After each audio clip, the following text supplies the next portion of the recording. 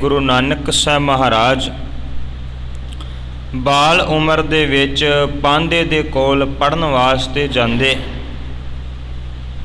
पिता मेहता कल्याण दास जी दे मन का ख्याल है कि मेरा पुत्र छेती दे नाल हिसाब किताब सीख जावे ताकि आउण वाले समय दे विच ये पिता पुरखी किता भाव जिवें मैं पटवार का काम करदा हाँ इसे तरह ये भी पटवार के काम विच लग जावे। गुरु नानक साहब महाराज पांधे गोपाल दास दे कोल पढ़न वास्ते जांदे है। पहले दिन जो कुछ पांधे ने पढ़ाया गुरु नानक साहब महाराज जी ने बड़ी छेती दे नाल पढ़िया। घर आण के माता नूं वो सारे पहाड़े भी सुना दिते। जदों अगला दिन होया पांधा गुरु नानक साहब महाराज नूं पढ़ाउंदा है। गुरु नानक साहब महाराज चुप करके बैठे हुए है। फिर सतगुरु गुरु नानक साहब महाराज पांधे दे नाल सवाल जवाब करते हैं। आखिर गुरु नानक साहब महाराज पांधे नूं उपदेश देंदे है ते उपदेश दे विच श्री राग दा सतगुरु दा उचारण किया होया वो पावन शब्द है। एक एक बंद दे विच पांधा सवाल करदा जांदा है। सतगुरु एक एक बंद दे विच उस दे सवाल दा जवाब दिंदे जांदे है। आखिर जदों सतगुरु ने ये गल पांधे नूं दर्शा दित्ती समझा दित्ती कि पांधा जी नाम तो बिना संसार दे विच कोई भी सुख प्राप्त नहीं कर सकता। जेड़ा नाम तो विहूणा है वो इस लोक विच भी वो परलोक विच भी खुआर ही हुंदा है। उन्होंने दुख ही मिलता उन्होंने कदे सुख नहीं मिल सकता क्योंकि जिन्हें नाम नूं चेते नहीं किया जिन्हें नाम नूं याद नहीं किया उन्होंने कदे भी सुख की प्राप्ति नहीं हो सकती। जदों ये सारे बचन गुरु नानक साहब महाराज जी दे पांधे ने सुने हैं पांधा हैरान रह गया भी इन्नी छोटी उम्र दे विच इन्ना ज्ञान ये आम बच्चे विच नहीं हो सकता। इस करके गुरु नानक साहब महाराज ये कोई आम बच्चा नहीं है। पांधे ने जान लिया कि ये कोई रब्बी पुरुष है, ये परमात्मा नाल जुड़िया होया पुरुष है। इसे करके फिर पांधे ने गुरु नानक साहब महाराज नूं झुक के नमस्कार की है। पांधा निहाल हो गया गुरु नानक साहब महाराज जी दे बचन सुन दे नाल। हुण सतगुरु गुरु नानक साहब महाराज ये दूसरे दिन पाठशाला दे विचों वापस अपने घर आउंदे है ते घर आया नूं मात तृप्ता जी की कुछ पुछदे है ते गुरु नानक साहब महाराज की कुछ दसदे है। इतिहास की अगलेरी लड़ी दे नाल जुड़न वास्ते आप संगत रसना तो उचारण करियो। सारे आखियो जी सतनाम वाहे गुरु साहिब जी।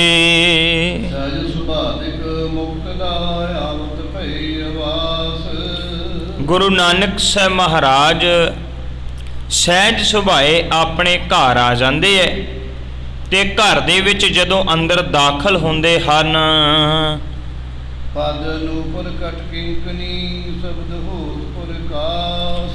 जदों गुरु नानक साहब महाराज घर दा दरवाजा लंघदे है ते उन्हां दे नाल बजे होए लक दे नाल बजे होए जिहड़े घुंघरू है वो सारियां दा जदों खड़ाक आउंदा है जदों गहणियां दी छणकार पैंदी है उसे वेले वो जिहड़ी आवाज़ है वेड़े दे विच गूंजन लगदी है।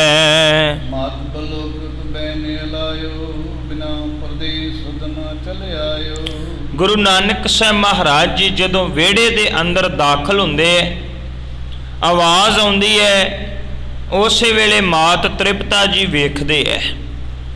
जदों मात तृप्ता जी वेखदे है ते अपने पुत्र नानक नूं पुछदे है नानक पुत्र अजे शामां पईयां नहीं है तू पहले ही अपने घर आ गया है।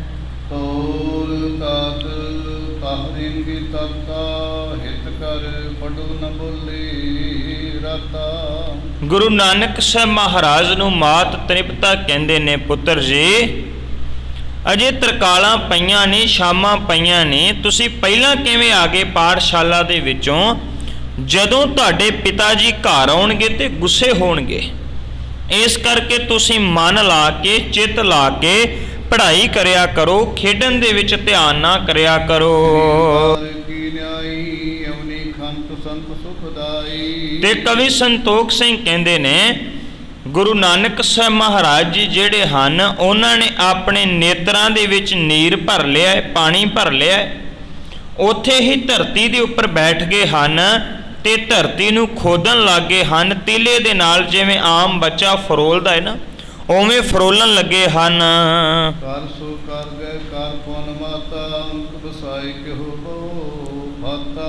ਕਵੀ ਸੰਤੋਖ ਸਿੰਘ ਜੀ ਆਖਦੇ ਨੇ, ਕਹਿੰਦੇ ਫਿਰ ਮਾਤ ਤ੍ਰਿਪਤਾ ਜੀ ਨੇ ਗੁਰੂ ਨਾਨਕ ਸਾਹਿਬ ਮਹਾਰਾਜ ਜੀ ਨੂੰ ਆਪ ਚੁੱਕ ਲਿਆ ਹੈ, ਚੁੱਕ ਕੇ ਗੋਦ ਦੇ ਵਿੱਚ ਬਿਠਾ ਲਿਆ ਹੈ ਤੇ ਬਿਠਾ ਕੇ ਮਾਤਾ ਤ੍ਰਿਪਤਾ ਜੀ ਬਾਲ ਗੁਰੂ ਨਾਨਕ ਸਾਹਿਬ ਮਹਾਰਾਜ ਨੂੰ ਸਮਝਾਉਣ ਲੱਗੇ ਹਨ।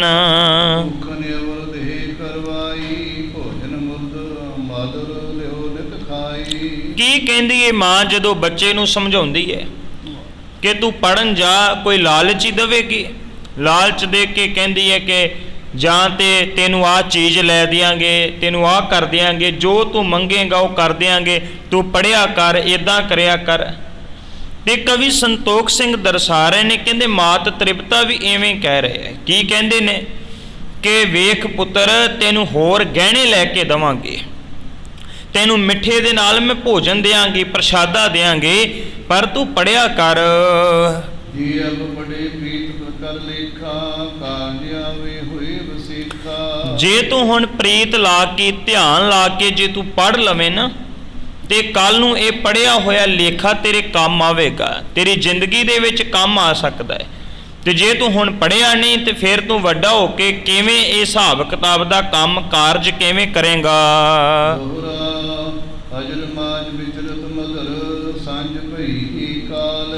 ਕਹਿੰਦੇ ਜਦੋਂ ਸ਼ਾਮ ਪੈ ਗਈ ਨਾ, ਸਾਂਝ ਦਾ ਭਾਵ ਸ਼ਾਮ, ਕਹਿੰਦੇ ਫਿਰ ਮਹਿਤਾ ਕਲਿਆਣ ਦਾਸ ਆਪਣੇ ਘਰ ਆਏ ਹਨ ਤੇ ਉਹਨੇ ਗੁਰੂ ਨਾਨਕ ਸਾਹਿਬ ਮਹਾਰਾਜ ਨੂੰ ਪਿਆਰ ਦੇ ਨਾਲ ਤੱਕਿਆ ਹੈ। ਕਾਲੂ ਆਏ ਆਏ ਵਿਖ, ਲੋਚਨ ਲਾਲ ਕਿਰਪਾਲ। ਕਹਿਣ ਲੱਗੇ ਕਿ ਬੜੇ ਪਿਆਰ ਦੇ ਨਾਲ ਆਪਣੇ ਪੁੱਤਰ ਨੂੰ ਪੇਖਣਾ ਕੀਤਾ, ਵੇਖਣਾ ਕੀਤਾ, ਨਿਹਾਰਨਾ ਕੀਤਾ। ਜਦੋਂ ਬੜੇ ਪਿਆਰ ਦੇ ਨਾਲ ਆਪਣੇ ਪੁੱਤਰ ਵਾਲੇ ਪਾਸੇ ਨੂੰ ਵੇਖਿਆ ਹੈ। ਪ੍ਰੇਮ ਮੋਦ ਸੋਗੀ ਲਗਾਇਓ, ਬੈਸ ਪੰਚ ਪਰਲੀ ਅੰਕ ਬਖਸਾਇਓ। ਤੇ ਕਵੀ ਸੰਤੋਖ ਸਿੰਘ ਜੀ ਆਖਦੇ ਨੇ, ਕਹਿੰਦੇ ਫਿਰ ਗੁਰੂ ਨਾਨਕ ਸਾਹਿਬ ਮਹਾਰਾਜ ਨੂੰ ਮਹਿਤਾ ਕਲਿਆਣ ਦਾਸ ਜੀ ਨੇ ਬੜੇ ਪਿਆਰ ਦੇ ਨਾਲ ਆਪਣੀ ਗੋਦ ਦੇ ਵਿੱਚ ਬਿਠਾ ਲਿਆ ਹੈ ਤੇ ਆਪਣੇ ਨਾਲ ਪਲੰਗ ਦੇ ਉੱਪਰ ਬਿਠਾਇਆ ਹੈ। ਪੜਿਓ ਆਜੋ ਮੁਝੇ ਸੁਨਾਏ, ਗੋਬਿੰਦ ਪਾਂਦਾ ਤੁਰੇ ਪੜਾਏ। ਤੇ ਕਵੀ ਸੰਤੋਖ ਸਿੰਘ ਜੀ ਦਰਸਾ ਰਹੇ ਨੇ, ਕਹਿੰਦੇ ਮਹਿਤਾ ਕਲਿਆਣ ਦਾਸ ਜੀ ਆਖਦੇ ਨੇ, ਕਹਿੰਦੇ ਪੁੱਤਰ ਅੱਜ ਪਾਂਦੇ ਨੇ ਕੀ ਪੜਾਇਆ ਹੈ? ਜੋ ਕੁਝ ਤੈਨੂੰ ਪਾਂਦੇ ਨੇ ਪੜਾਇਆ ਹੈ ਉਹ ਮੈਨੂੰ ਸੁਣਾਉਣਾ ਕਰ। ਸੁਣ ਕਰ ਪਿਤਾ ਬਚਨ ਨਿਜ ਕਾਨਨ, ਕੇਤਕ ਪੈੜੇ ਕਹਿ ਕਮਲਾਲਨ। ਜਦੋਂ ਗੁਰੂ ਨਾਨਕ ਸਾਹਿਬ ਮਹਾਰਾਜ ਨੇ ਪਿਤਾ ਦੀ ਇਹ ਗੱਲ ਸੁਣੀ ਕਿ ਦੱਸੋ ਅੱਜ ਤੈਨੂੰ ਪਾਂਦੇ ਨੇ ਕੀ ਪੜਾਇਆ ਹੈ, ਜੋ ਕੁਝ ਤੈਨੂੰ ਪੜਾਇਆ ਉਹ ਮੈਨੂੰ ਸੁਣਾ। ਤੇ ਕਵੀ ਸੰਤੋਖ ਸਿੰਘ ਜੀ ਆਖ ਰਹੇ ਨੇ, ਕਹਿੰਦੇ ਗੁਰੂ ਨਾਨਕ ਸਾਹਿਬ ਮਹਾਰਾਜ ਜੀ ਨੇ ਨਾ ਬਹੁਤ ਸਾਰੇ ਪਹਾੜੇ ਜਿਹੜੇ ਸੀ ਉਸੇ ਵੇਲੇ ਆਪਣੇ ਪਿਤਾ ਨੂੰ ਸੁਣਾ ਦੇਣੇ ਕੀਤੇ ਹਨ। ਦਿੱਤੇ ਬਾਰਕ ਆਏ, ਪੁਨ ਉਨ ਕਰਹਿ ਬਿਨ ਸੰਗ ਬੰਦਾ ਸੰਧਾਏ। ਕਹਿਣ ਲੱਗੇ ਇੰਨਾ ਚਿਰ ਨੂੰ ਜਿਹੜੇ ਗੁਰੂ ਨਾਨਕ ਸਾਹਿਬ ਮਹਾਰਾਜ ਦੇ ਨਾਲ ਖੇਡਣ ਵਾਲੇ ਬਾਲ ਕਹਾਣੀ ਸੀ, ਉਹ ਸਾਰੇ ਘਰ ਵਿੱਚ ਆ ਕੇ ਗੁਰੂ ਨਾਨਕ ਸਾਹਿਬ ਮਹਾਰਾਜ ਦੇ ਸਾਹਮਣੇ ਆਏ ਤੇ ਬਾਬਾ ਨਾਨਕ ਬਾਲ ਉਮਰ ਦੇ ਵਿੱਚ ਉਹਨਾਂ ਨੇ ਵੀ ਪਲੰਗ ਤੋਂ ਮਾਰੀ ਇਹ ਛਾਲ ਤੇ ਬਾਲ ਬੱਚਿਆਂ ਦੇ ਨਾਲ ਖੇਡਣ ਵਾਸਤੇ ਤੁਰ ਪਏ ਹਨ। ਲੱਗੇ ਬੀਤ ਕਾ ਮਾਹੀ, ਚੰਦ ਚਾਦਨੀ ਪ੍ਰਗਨ ਜਾਹੀ। ਕਹਿਣ ਲੱਗੇ ਵੀ ਸਾਰੇ ਬਾਲਕ ਬੱਚੇ ਜਿਹੜੇ ਸਨ ਰਲ ਮਿਲ ਕੇ ਖੇਡਣ ਲੱਗੇ ਨੇ ਤੇ ਉਹਨਾਂ ਸਾਰਿਆਂ ਦੇ ਵਿੱਚੋਂ ਗੁਰੂ ਨਾਨਕ ਸਾਹਿਬ ਮਹਾਰਾਜ ਦਾ ਮੁਖੜਾ ਚੰਦਰਮੇ ਵਰਗਾ ਬੜਾ ਸ਼ੋਭਨੀਕ ਹੈ, ਸੋਹਣਾ ਲੱਗਦਾ ਪਿਆ ਹੈ ਤੇ ਸਾਰੇ ਉਹ ਬਾਲਕ ਜਿਹੜੇ ਆਪਸ ਵਿੱਚ ਮਿਲ ਕੇ ਖੇਡ ਰਹੇ ਹਨ।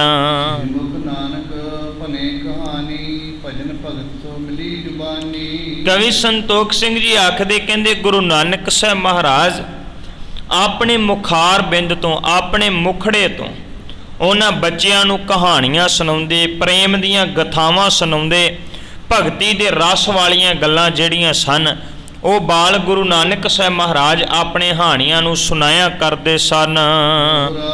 ਮਦਰ ਸਦਾ ਸੋ ਬਚਨ ਸੁਨਣਾ ਸੁਨ ਹੋਵੇ ਬਾਲ।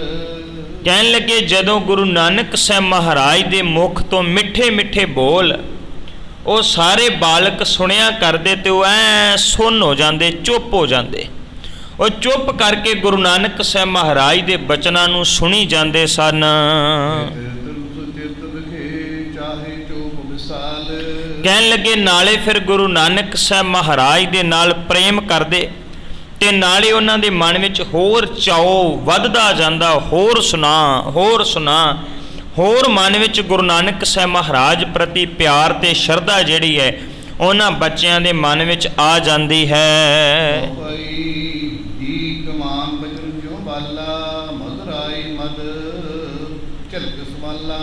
ਕਹਿਣ ਲੱਗੇ ਵੀ ਗੁਰੂ ਨਾਨਕ ਸਾਹਿਬ ਮਹਾਰਾਜ ਜੀ ਜਿਹੜੇ ਸਨ ਜਦੋਂ ਆਪਣੀ ਰਸਨਾ ਤੋਂ ਬੋਲ ਰਹੇ ਸਨ ਤੇ ਕਹਿੰਦੇ ਉਹਨਾਂ ਦੇ ਬਚਨ ਜਿਹੜੇ ਆ ਇੱਦਾਂ ਜਿਵੇਂ ਕਮਾਨ ਹੁੰਦੀ ਹੈ, ਕਮਾਨ ਦੇ ਵਿੱਚ ਪਾ ਕੇ ਤੀਰ ਛੱਡਿਆ ਜਾਂਦਾ, ਤੀਰ ਚਲਾਇਆ ਜਾਂਦਾ ਹੈ। ਕਹਿੰਦੇ ਗੁਰੂ ਨਾਨਕ ਸਾਹਿਬ ਮਹਾਰਾਜ ਦੀ ਜ਼ੁਬਾਨ ਜਿਹੜੀ ਹੈ ਮੰਨ ਲਓ ਉਹ ਕਮਾਨ ਦੀ ਤਰ੍ਹਾਂ ਹੈ ਤੇ ਉਹਨਾਂ ਦੇ ਮਿੱਠੜੇ ਬੋਲ ਜਿਹੜੇ ਸਨ ਮੰਨ ਲਓ ਤੀਰ ਦੀ ਤਰ੍ਹਾਂ ਜਿਹੜੇ ਸਨ ਉਹ ਚੱਲਦੇ ਪਏ ਸਨ।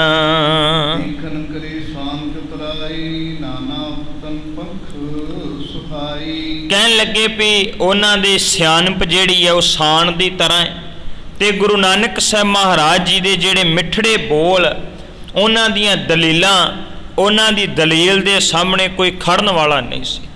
ਗੁਰੂ ਨਾਨਕ ਸਾਹਿਬ ਮਹਾਰਾਜ ਜੀ ਦਾ ਸਮੁੱਚਾ ਜੀਵਨ ਵੱਚ ਗਏ ਤੇ ਜਿੱਥੇ ਜਿੱਥੇ ਜਾ ਕੇ ਬਾਬੇ ਨੇ ਦਲੀਲ ਦੀ ਗੱਲ ਕੀਤੀ ਨਾ ਉੱਥੇ ਉੱਥੇ ਬਾਬੇ ਦੇ ਸਾਹਮਣੇ ਕੋਈ ਖੜ ਨਹੀਂ ਸਕਿਆ। ਵੈਸੇ ਅੱਜ ਕੱਲ੍ਹ ਕਈਆਂ ਨੂੰ ਦਲੀਲ ਬੜੀ ਮਾੜੀ ਲੱਗਦੀ ਹੈ, ਪਰ ਗੁਰੂ ਨਾਨਕ ਸਾਹਿਬ ਮਹਾਰਾਜ ਦੇ ਘਰ ਨੇ ਗੱਲ ਹੀ ਦਲੀਲ ਦੇ ਨਾਲ ਕੀਤੀ। ਜਿਹੜੀਆਂ ਪੁਰਾਤਨ ਕਥਾ ਕਹਾਣੀਆਂ, ਪੁਰਾਤਨ ਗੱਪ ਗਪੌੜੇ ਉਹ ਤੇ ਬਹੁਤ ਸਾਰੇ ਲੋਕ ਗੁਰੂ ਨਾਨਕ ਸਾਹਿਬ ਮਹਾਰਾਜ ਤੋਂ ਪਹਿਲਾਂ ਵੀ ਮਾਰ ਰਹੇ ਸਨ ਤੇ ਜੇਕਰ ਅੱਜ ਵੀ ਉਹ ਲੋਕ ਐਵੇਂ ਗੱਪ ਗਪੌੜੇ ਸੁਣਾਈ ਜਾਂਦੇ ਤੇ ਉਹ ਬਾਬੇ ਨਾਨਕ ਦੀ ਵਿਚਾਰਧਾਰਾ ਨਹੀਂ ਹੈ। ਗੁਰੂ ਨਾਨਕ ਸਾਹਿਬ ਮਹਾਰਾਜ ਨੇ ਹਰ ਗੱਲ ਤੱਥ ਦੇ ਆਧਾਰ ਦੇ ਉੱਪਰ ਕੀਤੀ ਤੇ ਹਰ ਗੱਲ ਦਲੀਲ ਕੀਤੀ। ਦਲੀਲ ਤੋਂ ਬਿਨਾਂ ਨਹੀਂ ਕਿਸੇ ਨੂੰ ਸਮਝਾਇਆ। ਜਦੋਂ ਹਰ ਗੁਰੂ ਨਾਨਕ ਸਾਹਿਬ ਮਹਾਰਾਜ ਨੂੰ ਟੱਕਰਨ ਵਾਲੇ ਜੋਗੀ, ਕਾਜ਼ੀ, ਪੰਡਤ, ਵਿਦਵਾਨ ਉਹਨਾਂ ਦੇ ਸਵਾਲ ਖਤਮ ਹੋ ਗਏ ਤਾਂ ਜਾ ਕੇ ਉਹ ਗੁਰੂ ਨਾਨਕ ਸਾਹਿਬ ਮਹਾਰਾਜ ਨੂੰ ਝੁਕੇ, ਨਹੀਂ ਤਾਂ ਉਹਨਾਂ ਨੇ ਸਵਾਲ ਤੇ ਸਵਾਲ ਕੀਤੇ, ਸਵਾਲ ਤੇ ਸਵਾਲ ਕੀਤੇ ਤੇ ਗੁਰੂ ਨਾਨਕ ਸਾਹਿਬ ਮਹਾਰਾਜ ਨੇ ਦਲੀਲਾਂ ਦੇ ਨਾਲ ਜਵਾਬ ਦਿੱਤੇ। ਇੱਥੇ ਵੀ ਕਵੀ ਸੰਤੋਖ ਸਿੰਘ ਦਰਸਾ ਰਹੇ ਨੇ, ਕਹਿੰਦੇ ਗੁਰੂ ਨਾਨਕ ਸਾਹਿਬ ਮਹਾਰਾਜ ਦੀ ਦਲੀਲ ਬੜੇ ਕਮਾਲ ਦੀ ਸੀ। ਬਾਲ ਪ੍ਰੇਮ ਹਿਰਦਾ ਲਛ ਭੇਦਾ ਭਏ ਲਹੂਟਾ ਹੋਏ ਅਕੀਦਾ।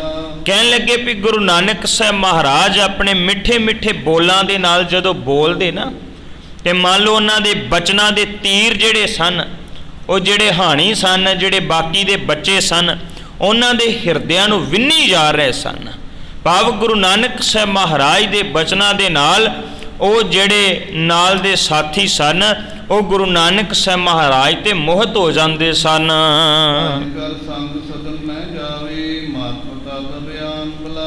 ਕਹਿਣ ਲੱਗੇ ਵੀ ਉਹ ਜਿਹੜੇ ਬਾਕੀ ਦੇ ਬੱਚੇ ਵੀ ਸਨ ਘਰ ਜਾਣ ਨੂੰ ਤਿਆਰ ਨਹੀਂ ਹੈ, ਬਲਕਿ ਗੁਰੂ ਨਾਨਕ ਸਾਹਿਬ ਮਹਾਰਾਜ ਦੇ ਨਾਲ ਹੋਰ ਸਮਾਂ ਬਤੀਤ ਕਰਨਾ ਚਾਹੁੰਦੇ ਸਨ। ਘਰ ਜਾਣ ਦੀ ਤੇ ਇੱਛਾ ਹੀ ਨਹੀਂ ਰੱਖਦੇ ਪਏ ਮਨ ਦੇ ਅੰਦਰ। ਤੇ ਆਖਦੇ ਨੇ ਕਵੀ ਸੰਤੋਖ ਸਿੰਘ ਕਿ ਮਾਤਾ ਪਿਤਾ ਆਉਂਦੇ ਧੱਕੇ ਦੇ ਨਾਲ ਉਹਨਾਂ ਆਪਣੇ ਬੱਚਿਆਂ ਨੂੰ ਘਰਾਂ ਦੇ ਵਿੱਚ ਲੈ ਕੇ ਜਾਂਦੇ ਸਨ।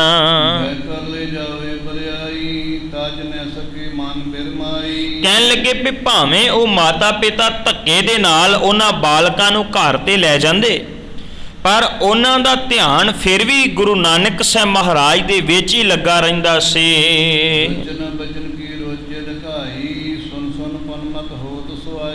ਕਹਿਣ ਲੱਗੇ ਵੀ ਉਹ ਬਾਰ-ਬਾਰ ਇਹੀ ਲੋਚਦੇ ਰਹਿੰਦੇ ਕਿਹੜਾ ਵਕਤ ਮਿਲੇ ਤੇ ਅਸੀਂ ਗੁਰੂ ਨਾਨਕ ਸਾਹਿਬ ਮਹਾਰਾਜ ਦੇ ਬਚਨ ਸੁਣੀਏ, ਕਿਹੜਾ ਸਮਾਂ ਮਿਲੇ ਅਸੀਂ ਗੁਰੂ ਨਾਨਕ ਸਾਹਿਬ ਮਹਾਰਾਜ ਦੀ ਸੰਗਤ ਮਾਣੀਏ। ਉਹ ਬੱਚੇ ਵੀ ਹਰ ਵੇਲੇ ਇਹੀ ਲੋਚਦੇ ਰਹਿੰਦੇ ਸਨ। ਪ੍ਰਵੇਸ਼ਟ ਬਾਲਕ ਬਹੁ ਪਾਸਾ ਪੁੰਨਵਾਨ ਜਿਨ ਕੇ ਅਗਨਾਸਾ। ਕਵੀ ਸੰਤੋਖ ਸਿੰਘ ਕਹਿੰਦੇ ਨੇ ਵੀ ਉਹ ਬਾਲਕ ਜਿਹੜੇ ਸਨ ਹਰ ਵਕਤ ਗੁਰੂ ਨਾਨਕ ਸਾਹਿਬ ਮਹਾਰਾਜ ਨੂੰ ਚੌਹਾਂ ਪਾਸਿਆਂ ਤੋਂ ਘੇਰੀ ਰੱਖਦੇ ਸੀ ਤੇ ਬਾਰ-ਬਾਰ ਉਹ ਘੇਰ ਕੇ ਰੱਖਦੇ ਐ ਤੇ ਇਕੱਲਾ ਘੇਰ ਕੇ ਨਹੀਂ ਰੱਖਦੇ। ਕਵੀ ਸੰਤੋਖ ਸਿੰਘ ਕਹਿੰਦੇ ਨੇ ਬਾਲ ਗੁਰੂ ਨਾਨਕ ਸਾਹਿਬ ਮਹਾਰਾਜ ਨੂੰ ਬਾਰ-ਬਾਰ ਦੇਖਦੇ ਸੀ ਤੇ ਦੇਖਣ ਦੇ ਨਾਲ ਹੀ ਉਹਨਾਂ ਦੇ ਕਸ਼ਟ ਤੇ ਦੁੱਖ ਪੀੜਾਂ ਜਿਹੜੀਆਂ ਉਹ ਨਾਸ਼ ਹੋਈ ਜਾ ਰਹੇ ਸਨ। ਨਾਨਕ ਬੈਸੇ ਬੀਚ ਵਿਚਾਰੇ ਸੱਚ ਸੁਨ ਬੋਲੇ ਸੁਧਰਮ ਲਜਾਵੇ। ਕਵੀ ਸੰਤੋਖ ਸਿੰਘ ਜੀ ਆਖਦੇ ਕਹਿੰਦੇ ਵਿਚਕਾਰ ਬਾਲਕ ਗੁਰੂ ਨਾਨਕ ਸਾਹਿਬ ਬੈਠਦੇ ਸੀ ਤੇ ਆਲੇ ਦੁਆਲੇ ਉਹਨਾਂ ਦੇ ਸਾਰੇ ਹਾਣੀ ਜਿਹੜੇ ਸਨ ਉਹ ਬੈਠਿਆ ਕਰਦੇ। ਕਹਿੰਦੇ ਉੱਥੇ ਬਾਹਰ ਲੱਗੀ ਹੋਈ ਸਭਾ ਇਦਾਂ ਲੱਗਦੀ ਜਿਵੇਂ ਕਿਤੇ ਇੰਦਰ ਆਪਣਾ ਦਰਬਾਰ ਲਾ ਕੇ ਬੈਠਾ ਹੋਵੇ। ਮੰਨਿਆ ਜਾਂਦਾ ਨਾ ਵੀ ਇੰਦਰ ਰਾਜਾ ਏ, ਉਹ ਆਪਣਾ ਦਰਬਾਰ ਲਾ ਕੇ ਬੈਠਦਾ ਏ, ਉਹਦਾ ਦਰਬਾਰ ਬੜਾ ਸੁੰਦਰ ਹੈ। ਭਾਰਤ ਦੀਆਂ ਕਥਾ ਕਹਾਣੀਆਂ ਇਹ ਗੱਲ ਮੰਨਦੀਆਂ। ਤੇ ਗੁਰੂ ਨਾਨਕ ਸਾਹਿਬ ਮਹਾਰਾਜ ਦੇ ਬਾਰੇ ਕਵੀ ਸੰਤੋਖ ਸਿੰਘ ਕਹਿੰਦੇ ਨੇ ਵੀ ਉਹਨਾਂ ਦਾ ਜਿਹੜਾ ਉੱਥੇ ਦਰਬਾਰ ਲੱਗਾ ਨਾ, ਜਿੱਥੇ ਬੱਚੇ ਬੈਠੇ ਹੋਏ ਐ, ਵਿਚਕਾਰ ਗੁਰੂ ਨਾਨਕ ਸਾਹਿਬ ਮਹਾਰਾਜ, ਆਲੇ ਦੁਆਲੇ ਉਹਨਾਂ ਦੇ ਹਾਣੀ ਜਿਹੜੇ ਸਨ, ਸਾਥੀ ਜਿਹੜੇ ਸਨ ਉਹ ਬੈਠੇ ਐ। ਕਹਿੰਦੇ ਇਵੇਂ ਕਰਕੇ ਉਹਨਾਂ ਦਾ ਉਹ ਲੱਗਾ ਦਰਬਾਰ ਵੀ ਇੰਦਰ ਦੇ ਦਰਬਾਰ ਨੂੰ ਮਾਤ ਪਾ ਰਿਹਾ ਸੀ।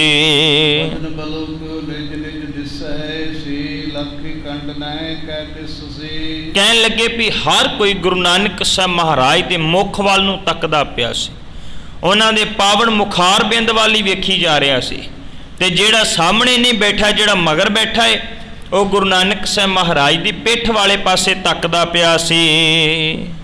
ਸਭ ਮਨ ਜਾਣੇ ਮੁਝੇ ਸੁਨਾਵਨ ਰੋਕ ਰਖੀ ਸੁਨੇ ਮਨ ਭਾਵਨ। ਕਵੀ ਸੰਤੋਖ ਸਿੰਘ ਦਰਸਾ ਰਹੇ ਨੇ ਕਹਿੰਦੇ ਹਰ ਬੱਚਾ ਇਉਂ ਮਹਿਸੂਸ ਕਰ ਰਿਹਾ ਸੀ ਵੀ ਜਿਹੜੇ ਬਚਨ ਗੁਰੂ ਨਾਨਕ ਸਾਹਿਬ ਬੋਲ ਰਹੇ ਨੇ ਉਹ ਮੇਰੇ ਵਾਸਤੇ ਹੀ ਹੈ, ਇਹ ਮੈਨੂੰ ਹੀ ਉਪਦੇਸ਼ ਦੇ ਰਹੇ, ਇਹ ਮੈਨੂੰ ਹੀ ਸਮਝਾ ਰਹੇ ਨੇ।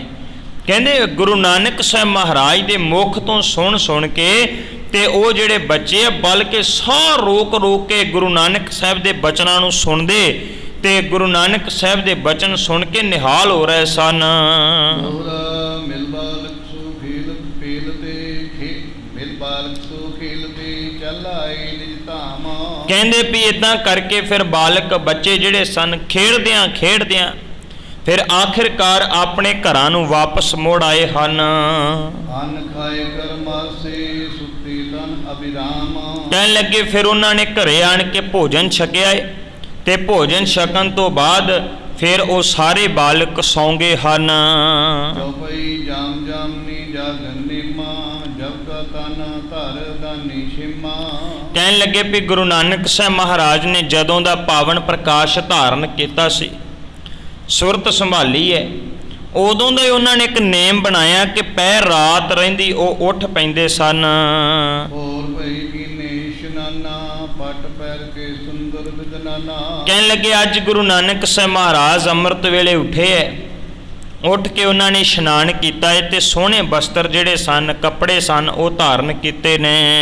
ਜਿਸ ਚੱਲੇ ਕਾਲੂ ਗਏ ਹਾਥਾ ਲੈ ਚਟਸਾਲ ਚਾਲਿਓ ਨਿਜ ਸਾਥਾ। ਅੱਜ ਫਿਰ ਮਹਿਤਾ ਕਲਿਆਣ ਦਾਸ ਨੇ ਆਪਣੇ ਪੁੱਤਰ ਦਾ ਹੱਥ ਫੜਿਆ ਏ ਤੇ ਹੱਥ ਫੜ ਕੇ ਮਹਿਤਾ ਕਲਿਆਣ ਦਾਸ ਜੀ ਜਿਹੜੇ ਸਨ ਪਾਂਧੇ ਦੇ ਕੋਲ ਛੱਡਣ ਵਾਸਤੇ ਚਾਟਸਾਲ ਪਵ ਪਾਠਸ਼ਾਲਾ ਨੂੰ ਤੁਰ ਪਏ ਹਨ।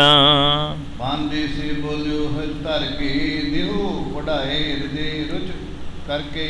ਬੜੇ ਪਿਆਰ ਦੇ ਨਾਲ ਪਾਂਧਾ ਅੱਗੋਂ ਬੋਲਦਾ ਹੈ, ਬੜੇ ਧਿਆਨ ਦੇ ਨਾਲ ਪਾਂਧਾ ਜਿਹੜਾ ਇਸ ਤਰ੍ਹਾਂ ਗੁਰੂ ਨਾਨਕ ਸਾਹਿਬ ਮਹਾਰਾਜ ਨੂੰ ਪਹਿਲਾਂ ਮਨ ਹੀ ਮਨ ਨਮਸਕਾਰ ਕਰਕੇ ਤੇ ਅੱਗੋਂ ਮਹਿਤਾ ਕਲਿਆਣ ਦਾਸ ਨੂੰ ਆਖ ਰਿਹਾ ਹੈ। ਬੋਲਿਓ ਮਨ ਮੈਂ ਸੋ ਕਰ ਬੰਦਨ ਵਿਦਿਆ ਨਿਪੁੰਨ ਕੁਮਤਨ ਕੰਦਨ। ਆਪਣੇ ਮਨ ਵਿੱਚ ਨਮਸਕਾਰ ਕਰਨ ਤੋਂ ਬਾਅਦ ਪਾਂਧਾ ਆਖਦਾ, ਕਹਿੰਦਾ ਵੀ ਮਹਿਤਾ ਕਲਿਆਣ ਦਾਸ ਨੂੰ, ਕਾਲੂ ਜੀ ਤੁਹਾਡਾ ਪੁੱਤਰ ਜਿਹੜਾ ਹੈ ਨਾ ਇਹ ਬਹੁਤ ਵੱਡੀ ਬੁੱਧੀ ਵਾਲਾ ਹੈ, ਇਹ ਸੰਪੂਰਨ ਮਨੁੱਖ ਹੈ, ਇਹਨੂੰ ਸਾਰੀ ਵਿਦਿਆ ਆਉਂਦੀ ਹੈ, ਇਹਨੂੰ ਆਮ ਕੋਈ ਬੰਦਾ ਨਹੀਂ ਪੜ੍ਹਾ ਸਕਦਾ। ਇਸਤੇ ਲਿਖ ਜੋ ਹੋਏ ਪੜਾਵੇ ਜਗਤ ਮਾਏ ਸੰਤੇ ਕੋ ਦਿਸਾਵੇ। ਇਹਨੂੰ ਤੇ ਉਹੀ ਪੜ੍ਹਾਵੇ ਨਾ ਜਿਹੜਾ ਇਹਦੇ ਨਾਲੋਂ ਵੱਧ ਪੜ੍ਹਿਆ ਹੋਵੇ, ਤੇ ਇਹਦੇ ਨਾਲੋਂ ਵੱਧ ਤੇ ਪੜ੍ਹਿਆ ਹੀ ਕੋਈ ਨਹੀਂ, ਇਹ ਸਾਰਿਆਂ ਨਾਲੋਂ ਵੱਧ ਪੜ੍ਹਿਆ ਏ। ਇਸ ਕਰਕੇ ਸੰਸਾਰ ਵਿੱਚ ਕੋਈ ਵੀ ਬੰਦਾ ਇਹਦੀ ਬਰਾਬਰਤਾ ਨਹੀਂ ਕਰ ਸਕਦਾ। ਸੁਤ ਕੋ ਸੁਤ ਨ ਜਾਣਿਓ ਹੈ ਕਿ ਕੋਈ ਅਵਤਾਰ। ਪਾਂਧਾ ਆਖਦਾ ਹੈ, ਕਹਿੰਦਾ ਕਾਲੂ ਜੀ ਇਹਨੂੰ ਆਪਣਾ ਪੁੱਤਰ ਹੀ ਨਾ ਸਮਝ ਲਿਓ ਕੱਲਾ ਕਿਤੇ, ਇਹਨੂੰ ਪੁੱਤਰ ਸਮਝ ਕੇ ਨਾ ਪਾਲੀ ਜਾਇਓ। ਇਹ ਰੱਬੀ ਪੁਰਸ਼ ਹੈ, ਅਵਤਾਰੀ ਪੁਰਸ਼ ਹੈ, ਇਹ ਕੋਈ ਆਮ ਪੁੱਤਰ ਨਹੀਂ ਹੈ। ਬਿਨਾ ਪੜੇ ਹੀ ਪੜ ਰਿਹੋ ਸਭਨ ਪੜਾਵਣ ਹਾਰ। ਕਹਿੰਦੇ ਵੀ ਇਹ ਤੇ ਬਿਨਾ ਪੜ੍ਹਿਆ ਹੀ ਸਾਰਾ ਕੁਝ ਪੜਿਆ ਹੋਇਆ ਹੈ, ਕੱਲਾ ਪੜਿਆ ਹੀ ਨਹੀਂ ਦੂਸਰਿਆਂ ਨੂੰ ਪੜਾਉਣ ਦੀ ਸ਼ਮਤਾ ਰੱਖਦਾ ਏ। ਇਹ ਜਿਹੜਾ ਆਪ ਪੜਿਆ ਦੂਸਰਿਆਂ ਨੂੰ ਪੜ੍ਹਾ ਸਕਦਾ ਏ, ਇਹ ਅਵਤਾਰੀ ਪੁਰਸ਼ ਹੈ, ਆਮ ਕੋਈ ਪੁਰਸ਼ ਨਹੀਂ ਹੈ, ਆਮ ਕੋਈ ਮਨੁੱਖ ਨਹੀਂ ਹੈ। ਇਸ ਪੜਨੇ ਕੋ ਪਰੋ ਨਾ ਖਿਆਲੇ ਸਭ ਕਰਤਾ ਜੋ ਵਿਦਿਆ ਜਲੇ। ਕਹਿਣ ਲੱਗੇ ਵੀ ਇਹਨੂੰ ਪੜਾਉਣ ਦਾ ਮਨ ਵਿੱਚ ਖਿਆਲ ਵੀ ਨਾ ਕਰਿਓ, ਬਲਕਿ ਇਹ ਤੇ ਸਾਰੇ ਵਿਦਿਆ ਦੇ ਸਮੂਹ ਜਿਹੜੇ ਨਾ, ਸਾਰੀਆਂ ਵਿਦਿਆ ਜਿਹੜੀਆਂ ਉਹ ਸਾਰੀਆਂ ਦਾ ਗਿਆਤਾ ਹੈ। ਗਿਆਤਾ ਹੀ ਨਹੀਂ ਕੱਲਾ ਕਰਤਾ ਹੈ। ਇਹ ਤੇ ਮੈਨੂੰ ਇਉਂ ਲੱਗਦਾ ਵਿਦਿਆ ਬਣਾਉਣ ਵਾਲਾ ਹੀ ਇਹ ਹੈ। ਇਹਨੂੰ ਪੜਾਉਣ ਦਾ ਖਿਆਲ ਨਾ ਕਰੋ ਆਪਣੇ ਮਨ ਵਿੱਚ।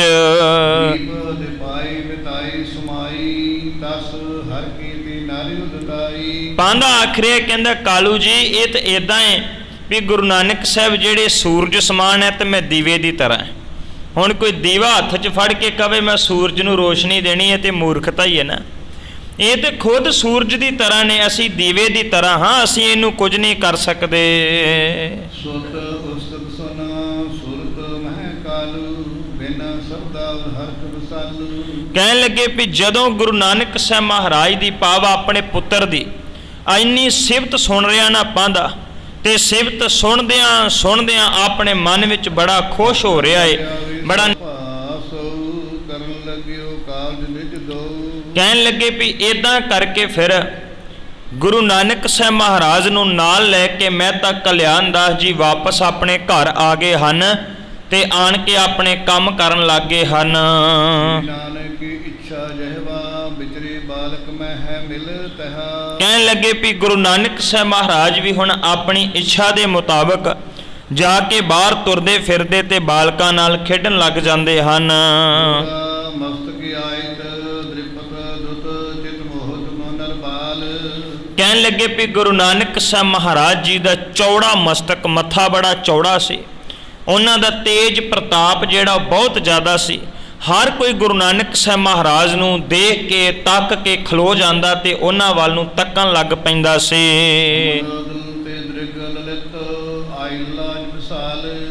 ਕਹਿੰਦੇ ਵੀ ਗੁਰੂ ਨਾਨਕ ਸਾਹਿਬ ਮਹਾਰਾਜ ਦੇ ਨੇਤਰ ਬੜੇ ਸੁੰਦਰ ਹੈ, ਉਹਨਾਂ ਦੀਆਂ ਅੱਖਾਂ ਜਿਹੜੀਆਂ ਬੜੀਆਂ ਖੂਬਸੂਰਤ ਹੈ, ਇੱਦਾਂ ਜਿਵੇਂ ਕਮਲ ਦੀਆਂ ਪੱਤੀਆਂ ਹੋਣ। ਤੇ ਇਦਾਂ ਕਰਕੇ ਗੁਰੂ ਨਾਨਕ ਸਾਹਿਬ ਮਹਾਰਾਜ ਦੇ ਸੁੰਦਰ ਸਰੂਪ ਨੂੰ ਹਰ ਕੋਈ ਤੱਕਦਾ ਸੀ। ਦਸਨਾ ਦਮਕ ਅਦਰਨਾ ਮਤ ਐਸੇ ਗਰਾ ਸਦਨਾ ਹਿਰਾਵਲ ਜੈਸੇ। ਕਹਿੰਦੇ ਵੀ ਗੁਰੂ ਨਾਨਕ ਸਾਹਿਬ ਮਹਾਰਾਜ ਦੇ ਪਾਵਨ ਮੁਖਾਰ ਬਿੰਦ, ਮੂੰਹ ਦੇ ਵਿੱਚ ਉਹਨਾਂ ਦੇ ਦੰਦ, ਉਹਨਾਂ ਦੇ ਬੁੱਟਾਂ ਦੇ ਵਿੱਚ ਸੋਹਣੇ ਸੋਹਣੇ ਦੰਦ ਜਿਹੜੇ ਇਦਾਂ ਚਮਕਦੇ ਸੀ ਜਿਵੇਂ ਮੋਤੀ ਚਮਕਦੇ ਹੋਣ। ਤੇ ਕਹਿੰਦੇ ਫਿਰ ਇੰਨੇ ਇੱਥੇ ਬਸ ਨੇ, ਇਵੇਂ ਹੈ ਕਿ ਜਿਵੇਂ ਸਰਸਵਤੀ ਭਾਵ ਦੇਵੀ ਇੱਕ ਮੰਨੀ ਗਈ ਹੈ, ਜਿਵੇਂ ਉਹਦੇ ਹੀਰਿਆਂ ਦੇ ਨਾਲ ਉਹ ਸ਼ੋਭਦੀ ਪਈ ਹੋਵੇ, ਇਦਾਂ ਗੁਰੂ ਨਾਨਕ ਸਾਹਿਬ ਸ਼ੋਭ ਰਹੇ ਸਨ। ਸੁੰਦਰ ਕਾ ਜਗਤ ਕਿਉਰਾ ਕਲਕੁੰਡਲ ਸੁਰਣ ਸ਼ਵਲੂਰਾ। ਕਹਿਣ ਲੱਗੇ ਵੀ ਉਹਨਾਂ ਦੀਆਂ ਬਾਹਾਂ ਜਿਹੜੀਆਂ ਉਹ ਬੜੀਆਂ ਸੋਹਣੀਆਂ ਖੂਬਸੂਰਤ ਲੱਗ ਰਹੀਆਂ। ਗੁਰੂ ਨਾਨਕ ਸਾਹਿਬ ਮਹਾਰਾਜ ਦੇ ਧਾਰਨ ਕੀਤੇ ਹੋਏ ਗਹਿਣੇ ਜਿਹੜੇ ਹੈ ਉਹ ਵੀ ਉਹਨਾਂ ਦੀ ਸ਼ੋਭਾ ਵਧਾ ਰਹੇ ਹਨ।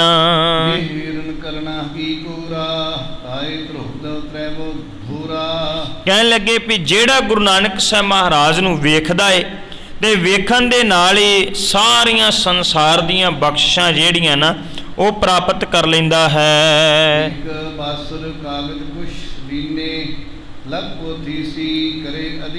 ਕਹਿੰਦੇ ਫਿਰ ਇੱਕ ਦਿਨ ਕੀ ਹੋਇਆ ਵੀ ਗੁਰੂ ਨਾਨਕ ਸਾਹਿਬ ਮਹਾਰਾਜ ਬੈਠੇ ਨੇ, ਉਹਨਾਂ ਨੇ ਥੋੜੇ ਥੋੜੇ ਕਾਗਜ਼ ਕੱਟ ਕੇ, ਆਮ ਆਪਾਂ ਘਰਾਂ ਦੇ ਵਿੱਚ ਛੋਟੇ ਛੋਟੇ ਬੱਚੇ ਜਦੋਂ ਕਾਪੀ ਦੇ ਪੇਜ ਪਾੜ ਕੇ ਤੇ ਉਹ ਸਾਰੇ ਪੇਜ ਇਕੱਠੇ ਕਰਕੇ ਕਹਿਣਾ ਵੀ ਅਸੀਂ ਕਾਪੀ ਬਣਾ ਲਈ ਛੋਟੀ, ਇੱਦਾਂ ਹੀ ਗੁਰੂ ਨਾਨਕ ਸਾਹਿਬ ਮਹਾਰਾਜ ਨੇ ਕੁਝ ਕਾਗਜ਼ ਇਕੱਠੇ ਕੀਤੇ ਹੈ ਤੇ ਕਰਕੇ ਉਹਦੀ ਇੱਕ ਪੋਥੀ ਬਣਾ ਲਈ ਹੈ।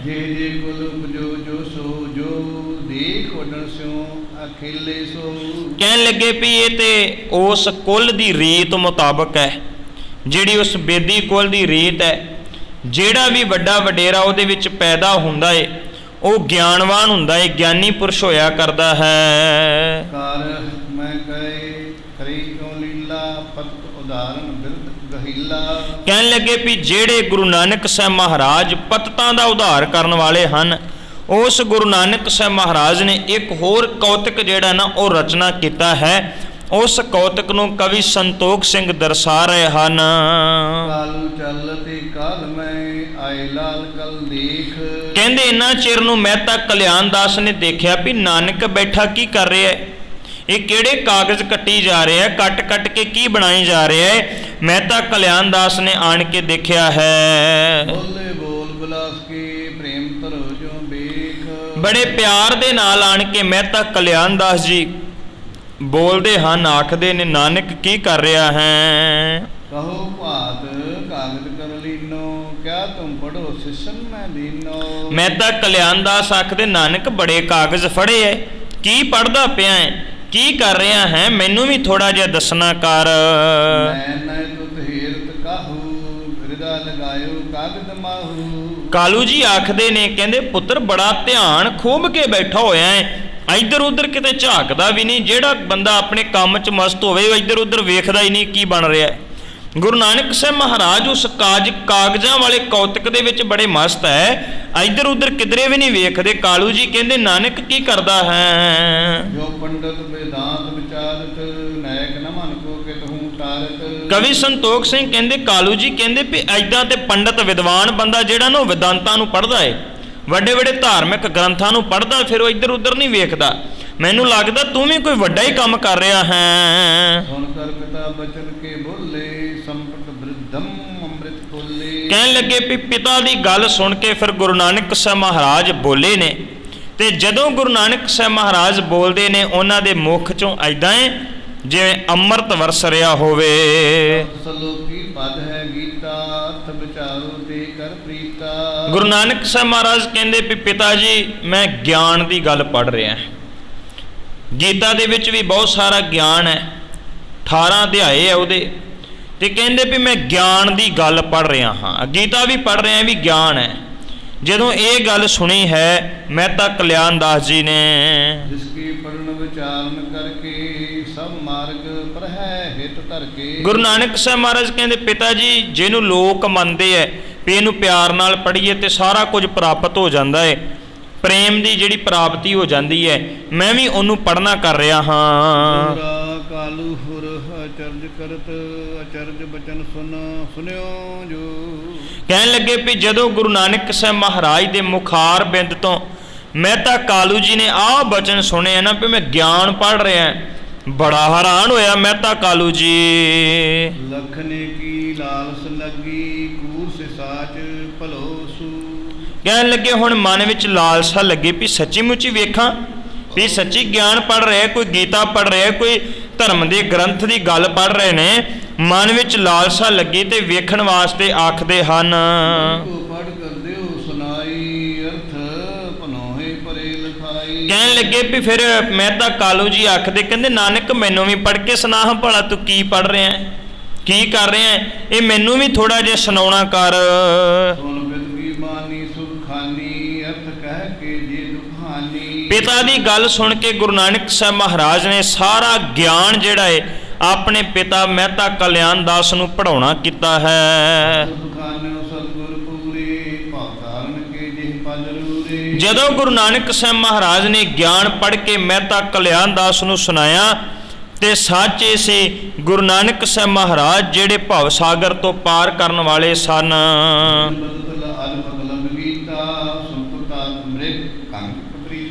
ਗੁਰੂ ਨਾਨਕ ਸਾਹਿਬ ਦੇ ਮੁਖਾਰ ਬਿੰਦ ਤੋਂ ਬਚਨ ਸੁਣ ਕੇ ਮਹਿਤਾ ਕਾਲੂ ਜੀ ਕਲਿਆਣ ਦਾਸ ਵੀ ਮੁਗਧ ਹੋ ਗਏ ਹਨ।